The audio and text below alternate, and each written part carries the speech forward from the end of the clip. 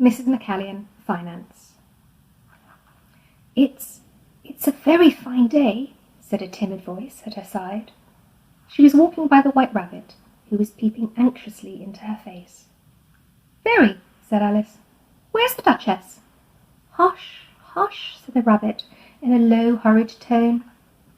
He looked anxiously over his shoulder as he spoke, and then raised himself up upon tiptoe, put his mouth close to her ear, and whispered, She's under sentence of execution.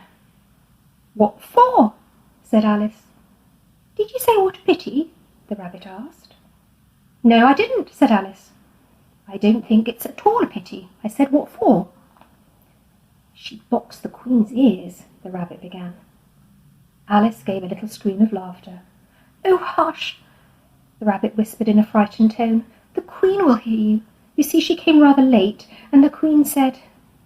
Get to your places, shouted the Queen in a voice of thunder, and people began running about in all directions, tumbling up against each other.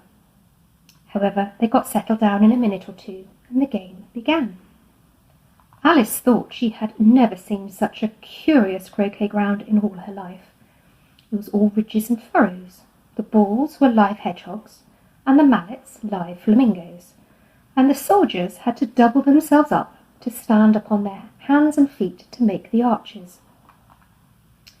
The chief difficulty Alice found at first was in managing her flamingo. She succeeded in getting its body tucked away comfortably enough under her arm, with its legs hanging down. But generally, just as she'd got its neck nicely straightened out and was going to give the hedgehog a blow with its head, it would twist itself round and look up in her face, with such a puzzled expression that she could not help bursting out laughing. And when she got its head down and was going to begin again, it was very provoking to find that the hedgehog had unrolled itself and was in the act of crawling away. Besides all this, there was generally a ridge or a furrow in the way, wherever she wanted to send the hedgehog to, and as the doubled-up soldiers were always getting up and walking off to other parts of the ground, Alice soon came to the conclusion that it was a very difficult game indeed. The players all played at once, without waiting for turns, quarrelling all the while, and fighting for the hedgehogs. And in a very short time the Queen was in a furious passion, and went stamping about and shouting, Off with his head! Off with her head! about once a minute. Alice began to feel very uneasy. To be sure, she had not as yet had any dispute with the Queen, but she knew that might happen any minute. And then, thought she, what would become of me? They're dreadfully fond of beheading people here. The great wonder is that there's anyone left alive.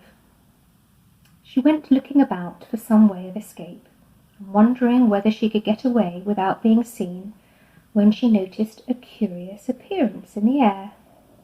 It puzzled her very much at first, but after watching it a minute or two, she made it out to be a grin, and she said to herself, It's the Cheshire Cat.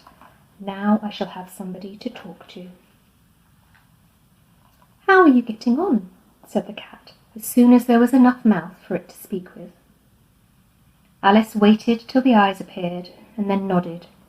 It's no use speaking to it, she thought, till its ears have come, or at least one of them.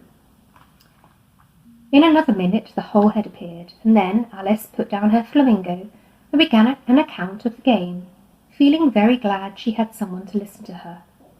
The cat seemed to think there was enough of it now in sight, and no more of it appeared. I don't think they play fairly at all, Alice began, in a rather complaining tone, and they all quarrel so dreadfully one can't hear oneself speak, and they don't seem to have any rules in particular.